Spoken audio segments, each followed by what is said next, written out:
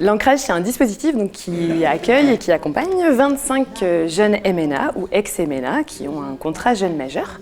Et 2 de ces 25 jeunes habitent en fait dans la résidence Le Grand Chêne, donc, qui est un habitat inclusif. Et donc ces 2 jeunes-là, 2 jeunes MNA, partagent leur quotidien avec des personnes âgées autonomes. Ce qui est riche dans ce projet, c'est que c'est porteur pour les 2 publics. C'est-à-dire que là, on est vraiment dans de la mixité. Il y a du partage de connaissances, ça va vraiment dans les 2 sens. Par exemple, Sikou, lui, apprend le français. C'est aussi pour les personnes âgées se sentir utiles, apporter du dynamisme, de la jeunesse. Ils viennent aussi le nommer. Et puis, lui, c'est aussi les personnes âgées avec qui il vit, ce ne sont pas seulement ses voisins, ce sont devenus des proches pour certains. C'est un repère aussi. C'est des personnes qui le soutiennent, qui peuvent l'aider dans le quotidien, qui se préoccupent aussi de cette situation. Et ça, pour Sikou, c'est important. Et chacun a sa place, chacun est reconnu aussi. Je ne savais pas qu'on pouvait faire Scrabble comme ça. C'est aujourd'hui que je l'apprends.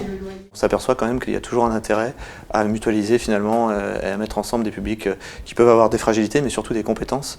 Et donc c'est vraiment l'addition des 2 qui fait une belle complémentarité. Et donc c'est un peu du projet gagnant-gagnant.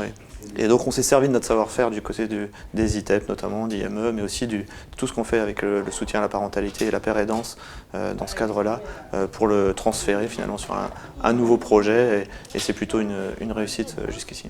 Il y a tout un intérêt à la transmission et au partage, et de casser finalement les représentations. Quand on se rencontre, on trouve des intérêts communs et du partage possible, et c'est ça aussi une société. Donc je pense que ce soit les jeunes ou les personnes âgées ont toute leur place, et ensemble je pense qu'il y a des beaux projets à mener, et on le voit bien ici ce qui peut se passer.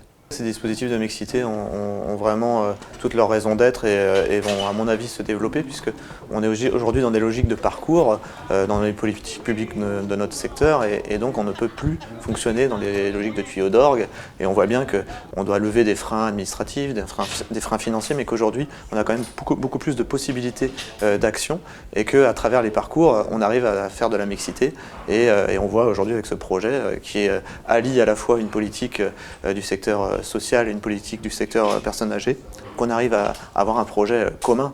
Et c'est bien le sens des logiques aujourd'hui inclusives, des logiques intégratives, de la logique parcours, et que ce soit dans le champ du handicap, dans le champ social, dans le champ du droit commun, tout simplement. Donc on est vraiment dans cette logique-là aujourd'hui de lever les barrières, même s'il y a encore beaucoup de chemin à faire, mais on avance quand même depuis un certain nombre d'années, et ça s'accélère aujourd'hui. Oh la Jacqueline! En plus, c'est comme elle nous a mis ça.